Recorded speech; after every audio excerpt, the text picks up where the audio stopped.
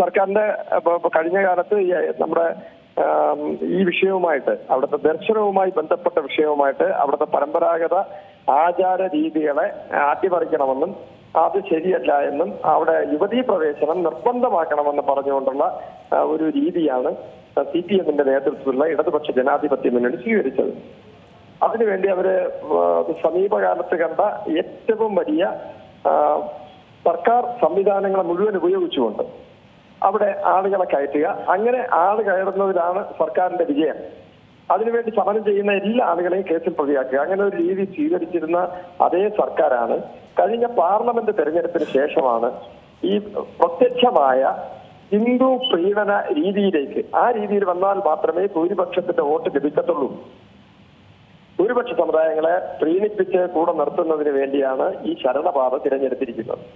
അപ്പൊ ആ ശരണപാതക്ക് CPM അന്ന് നമ്മുടെ വനിതാ മതിൽ അങ്ങനെ എന്തോ ചെയ്തുകൊണ്ടാണ് ശബരിമല വിഷയത്തിൽ CPM കേരളത്തിൽ ഏറ്റവും ഗംഭീരമായി പ്രതികരിച്ചത്. എനിക്ക് തോന്നുന്നു ആ വനിതാ മതിലിൽ പങ്കെടുത്ത മുഴുവൻ ആളുകളും ഈ പറയുന്ന അയ്യപ്പ സംഗമത്തിൽ പങ്കെടുപ്പിക്കാൻ ദേവസ്വം ബോർഡിന്റെ ഭാരവാഹികൾ തീരുമാനിച്ചിട്ടുണ്ടായിരിക്കണം. അപ്പൊ എന്തൊക്കെ പറഞ്ഞാലും ശരി, ബഹുമാനപ്പെട്ട കോടതി ഇന്ന് ചോദിച്ചത് കേരളത്തിന്റെ ജനപക്ഷത്ത് നിന്നുള്ള ചോദ്യമാണ്. കേരളത്തിലെ ഒരു പരിധിവരെ ഈ അയ്യപ്പ സംഗമത്തിനെ അത്ര കണ്ട് വിമർശിക്കാൻ, ഇത് സാമുദായികമായി പോകുമോ, ഇത് ഹിന്ദു വിരുദ്ധമായി പോകുമോ എന്നൊക്കെയുള്ള ഭയപ്പാട് കൊണ്ട് ഒരു പരിധി കേരളീയ സമൂഹത്തിന്റെ നാവിന്റെ തുമ്പിൽ ഉയർന്നു വന്ന 100 ചോദ്യങ്ങളുണ്ട്. പ്രത്യേകിച്ച് ഇടതുപക്ഷ ജനാധിപത്യ മുന്നണി ഇത് സംഘടിപ്പിക്കുന്നു. ഇവിടെ നമ്മുടെ രാമക്ഷേത്രം നിർമ്മിച്ചപ്പോൾ അതിന്റെ ഉദ്ഘാടനത്തിന് ഇന്ത്യയുടെ പ്രധാനമന്ത്രി പോയപ്പോൾ പ്രധാനമന്ത്രിക്ക് അവിടെ എന്താണ് കാര്യമെന്ന് ചോദ്യമുയർത്തിയ അതേ രാഷ്ട്രീയ പാർട്ടി ഇതുവരെ അമ്പലത്തിൽ പോയിട്ടില്ലാത്തതിൽ അഭിമാനിക്കുന്ന പിണറായി വിജയൻ എന്ന് പറയുന്ന മുഖ്യമന്ത്രിയെ കൊണ്ട് അയ്യപ്പ സംഗമം ഉദ്ഘാടനം ചെയ്യിക്കുന്നു എന്നുള്ളതാണ് ഏറ്റവും വലിയ വിരോധാഭാസം. ഈ അദ്ദേഹത്തെ സംബന്ധിച്ചിടത്തോളം ഏതെങ്കിലും ആചാര മര്യാദകൾ, ഹൈന്ദവ രീതിയിലുള്ള ഏതെങ്കിലും ആചാര മര്യാദകൾക്ക് അനുസൃതമായിട്ട് ജീവിച്ചോ ക്ഷേത്ര ദർശനം നടത്തിയോ പരിചയമില്ലാത്ത ഒരാൾ നേരത്തെ ഇവർ തന്നെ ചോദ്യം ഉന്നയിച്ചു, പ്രധാനമന്ത്രിക്ക് എന്താണ് ഒരു ക്ഷേത്രത്തിന്റെ കാര്യത്തിൽ, ക്ഷേത്രത്തിന്റെ പൂജാകർമ്മങ്ങളിൽ പ്രധാനമന്ത്രിക്ക് എന്ത് കാര്യം? ഇവിടെ അതേ കാര്യം തന്നെയാണ് കേരളീയ സമൂഹം ചോദിക്കുന്നത്. അയ്യപ്പ സംഗമം നടക്കുന്നോ ഇല്ലയോ എന്നുള്ളത്. അയ്യപ്പ സംഗമത്തിൽ കേരളത്തിന്റെ മുഖ്യമന്ത്രിക്ക് എന്താണ്? അത് യുക്തിവാദി എന്ന് പറയുന്ന മുഖ്യമന്ത്രി ഉദ്ഘാടനം ചെയ്യേണ്ടതാണോ ഈ അയ്യപ്പ സംഗമം ദേവസ്വം ബോർഡിന്റെ? അപ്പൊ ഇതുപോലുള്ള അതുപോലെ തന്നെയാണ് ഇതുമായിട്ട് ബന്ധപ്പെട്ട പണ്ടൊക്കെ അവർ പറയുന്ന സ്പോൺസർഷിപ്പ് ഒക്കെ തന്നെയാണ്. ഇതുമായിട്ട് ബന്ധപ്പെട്ട് എത്ര കോടി രൂപയുടെ തിരിമറിയാണ് നടക്കാൻ പോകുന്നതെന്ന് കേരളീയ സമൂഹത്തിന് സംശയമുണ്ട്. ആ സംശയമാണ് ബഹുമാനപ്പെട്ട കോടതി ഇന്ന് മുന്നോട്ട് വെച്ചത്. കാരണം ഇതൊരു വലിയ പരിപാടിയാണ്. എല്ലാ പരിപാടികളും സംഘടിപ്പിക്കുന്നതിന്റെ ഫണ്ട് എവിടെ നിന്ന് വരുന്നു? ഇതിലൊരു സുതാര്യതയും ഇല്ലാത്ത പരിപാടിയാണ്. ഇനി ദേവസ്വം ബോർഡിന്റെ പണമാണോ? സംസ്ഥാന സർക്കാർ ബഡ്ജറ്റ് വിഹിതമായിട്ടോ പ്രത്യേക ഉത്തരവിലൂടെയോ മന്ത്രിസഭാ തീരുമാനത്തിലൂടെയോ അയ്യപ്പ സംഗമത്തിന് പണം അനുവദിച്ചിട്ടുണ്ടോ? അങ്ങനെ പണം അനുവദിച്ചിട്ടുണ്ടെങ്കിൽ ആ പണം ചെലവഴിക്കേണ്ട സംവിധാനം എങ്ങനെയാണ്? ഇത്തരത്തിലുള്ള ഒന്നുമില്ലാതെ വലിയ ദുരൂഹതയിലാണ് ഈ അയ്യപ്പ സംഗമം എന്ന് പറയുന്ന പരിപാടി. വനിതാ മതിൽ കെട്ടി അയ്യപ്പ സന്നിധിയിൽ വനിതകളെ കയറ്റുന്നതിലൂടെ കേരളീയ നവോത്ഥാനം പൂർത്തിയാകുമെന്ന് ആർത്ത് വിളിച്ച അതേ സംഘം, അതേ ഇടതുപക്ഷ ജനാധിപത്യ മുന്നണി, അതേ മുഖ്യമന്ത്രി, അദ്ദേഹത്തിന്റെ അനുയായികൾ, അവരെല്ലാം ചേർന്നിട്ട് അയ്യപ്പ സംഗമം നടത്തുമ്പോൾ ആ അയ്യപ്പ സംഗമം രാഷ്ട്രീയ സംഘമാണ്. ശരണപാത തെരഞ്ഞെടുത്തിരിക്കുന്ന CPM അടുത്ത തെരഞ്ഞെടുപ്പിന് ശബരിമല ശാസ്താവിന്റെ സഹായത്തോടുകൂടി തന്നെ ഭരണം പിടിക്കാം എന്നാണ് കരുതുന്നത്. ഈ നാടകത്തെ യഥാർത്ഥ ഭക്തർ എങ്ങനെ കണ്ട് സ്വീകരിക്കുമെന്നുള്ളത് നമുക്ക് കാത്തിരുന്ന് കാണാം. യഥാർത്ഥ ഭക്തർ പുച്ഛത്തോടെ ഈ അഭിനവ പൊറാട്ട് നാടകത്തെ, അതിനപ്പുറത്തൊരു വാക്ക് ഇതിന് പറയാൻ പറ്റില്ല. ദേവസ്വം ബോർഡിന്റെ ഭാരവാഹികളെ മുന്നിൽ നിർത്തി കളിക്കുന്ന ഈ രാഷ്ട്രീയ കളിയെ ഒരു ദൈവവും സഹിക്കില്ല. ദൈവത്തിനപ്പുറത്ത് കേരളീയ സമൂഹം ഇതിനെ പുച്ഛിച്ച് പുറന്തള്ളും എന്നുള്ളതാണ് എനിക്ക് ഇതുമായിട്ട് ബന്ധപ്പെട്ട് പറയാനുള്ളത്. കോടതി എങ്കിലും ഇടപെട്ടല്ലോ എന്നൊരാശ്വാസമാണ് എന്നെപ്പോലുള്ള ജനാധിപത്യ വിശ്വാസികളുള്ളത്. കോടതി ചോദിച്ചത് കേരളീയ സമൂഹത്തിന്റെ നാവിന്റെ തുമ്പിലുണ്ടായിരുന്ന ചോദ്യങ്ങളാണ്. അതേപോലെ തന്നെയാണ് ഈ ഒരു സംഗമം അല്ലെങ്കിൽ ഈ അയ്യപ്പ സംഗമത്തിന്റെ പിന്നിലുള്ള രാഷ്ട്രീയ കാര്യമൊക്കെ തന്നെയും ഇതുമായി ബന്ധപ്പെട്ടിട്ടൊക്കെ തന്നെ കോൺഗ്രസും സമാന രീതിയിൽ തന്നെയായിരുന്നു. കോടതി ചോദിച്ചതുപോലെ തന്നെ ഒരുപാട് ചോദ്യങ്ങൾ കോൺഗ്രസിന്റെ ഭാഗത്തു നിന്ന് പ്രതിപക്ഷ നേതാവ് അടക്കം ചോദിച്ചിട്ടുണ്ടായിരുന്നു. ഇക്കാര്യങ്ങൾക്കൊക്കെ കൃത്യമായ മറുപടി നൽകിയാൽ കോൺഗ്രസിന്റെ നിലപാട് വ്യക്തമാക്കാമെന്നായിരുന്നു പ്രതിപക്ഷ നേതാവ് അന്ന് പറഞ്ഞിരുന്നത്. ഇന്നും അതുപോലെ തന്നെയാണ് കോടതിയും ചോദിക്കുന്നത്. വളരെ ന്യായമായ ചോദ്യങ്ങൾ തന്നെയാണ്. ഒരു സാധാരണക്കാരനെ എങ്ങനെ മനസ്സിലാകും, അല്ലെങ്കിൽ കഴിഞ്ഞ പ്രാവശ്യങ്ങളിലൊക്കെ തന്നെയും സർക്കാർ എങ്ങനെയായിരുന്നു ആ നിലപാട് എടുത്തിരുന്നത്, ഇപ്പോൾ എങ്ങനെയാണ് നിലപാട് മാറ്റിയതെന്നൊക്കെ തന്നെ പകൽ പോലെ വ്യക്തമാണ്. ഈ ഈ വിഷയത്തിനകത്ത് ഇതൊരു രാഷ്ട്രീയ സംഗമമാണ്. ഞങ്ങളുടെ ചോദ്യങ്ങൾ, പ്രതിപക്ഷം ഉയർത്തിയ ചോദ്യങ്ങൾ വിശ്വാസികളോടൊപ്പമായിരുന്നു കേരളത്തിലെ പ്രതിപക്ഷം.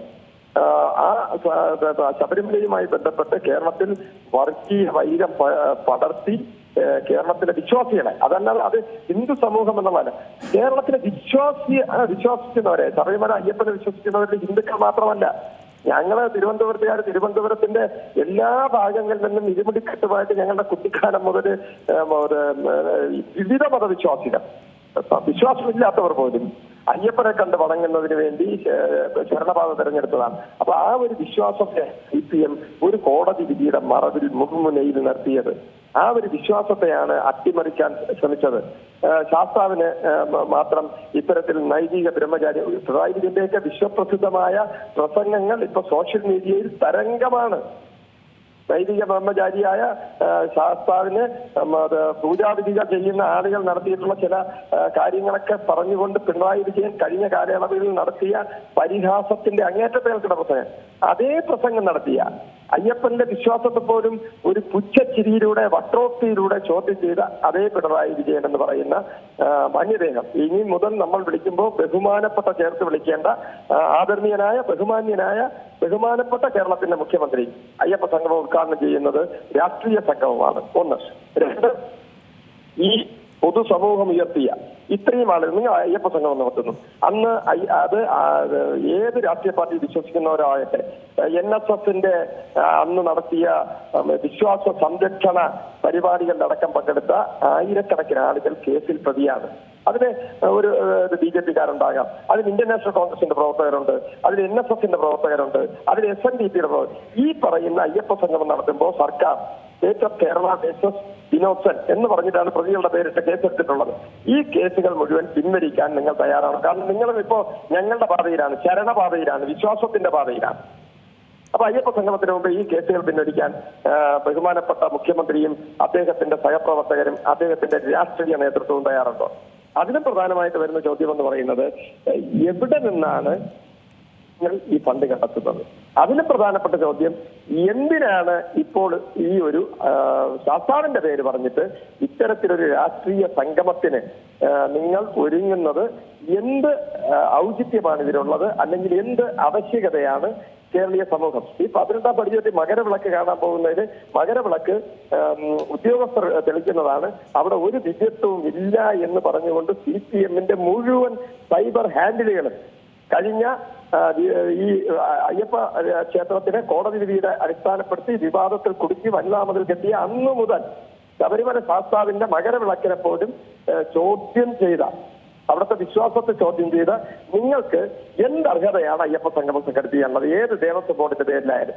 അന്ന് ദേവസ്വം ബോർഡ് പ്രസിഡന്റ് ആയിരുന്ന പത്മകുമാർ എന്നാണ് എന്റെ കൃത്യമായ ഓർമ്മ, തെറ്റുകയാണെങ്കിൽ ക്ഷമിക്കണം.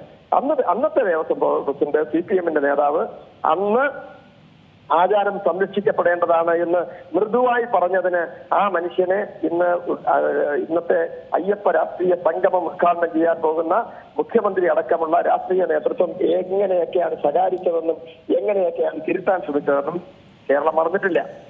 അപ്പൊ അന്നത്തെ ആ നിലപാട് നിങ്ങളുടെ ഇന്നത്തെ ഈ സംഗമത്തിന്റെ നിലപാട് തമ്മിലുള്ള അയുക്തിയെയാണ് കേരളവും കോടതിയും ചോദ്യം ചെയ്യുന്നത്. നിങ്ങൾക്ക് എന്ത് ധാർമ്മികമായ അവകാശം? അല്ലെങ്കിൽ എന്തിനാണ് ശബരിമലയിൽ പോകുന്നത്? 18-ാം പടി ചവിട്ടി എല്ലാ 1-ാം തീയതിയും ആളുകൾ പോകുന്നു. അതുപോലെ തന്നെ അയ്യപ്പനെ കാണാൻ പോകുന്നതിനൊരു പ്രത്യേക മാസത്തില് ഈ പറയുന്ന മുഴുവൻ ശാസ്താവിനെ കാണാൻ വേണ്ടി ദക്ഷിണേന്ത്യ മുഴുവൻ ഒഴുകി വരികയാണ്. പ്രത്യേകിച്ച് തെലുങ്ക് നാട്ടിൽ നിന്നും കർണാടകത്തിൽ നിന്നും തമിഴ്നാട്ടിൽ നിന്നും എത്തുന്ന 10 ലക്ഷങ്ങളാണ്. അതാണ് അവിടുത്തെ ആചാരം. അതിന് കേരള സർക്കാരിന്റെ സംഗമം എന്തിനാണ്? സംഗമം ഏതെങ്കിലും ദേവപ്രശ്നത്തിന്റെ അടിസ്ഥാനത്തിലാണോ? അവിടെ ഒരു ആചാരമുണ്ടല്ലോ, ആ ആചാരങ്ങൾക്കുപരിയായി മറ്റൊരു ആചാരം സംഘടിപ്പിക്കുമ്പോൾ അത് ദേവസ്വം ബോർഡിന്റെ ഭാരവാഹികൾ വ്യക്തമാക്കണം. ഏതെങ്കിലും ദേവപ്രശ്നം വെച്ചിട്ട് ദേവന്മാർ പറഞ്ഞിട്ടാണോ, ദൈവം പറഞ്ഞിട്ടാണോ? അപ്പൊ ഇതൊന്നും വ്യക്തമല്ല. അദ്ദേഹം തീരുമാനിക്കുന്നു. പാർലമെന്റ് തെരഞ്ഞെടുപ്പ് പരാജയപ്പെട്ടു.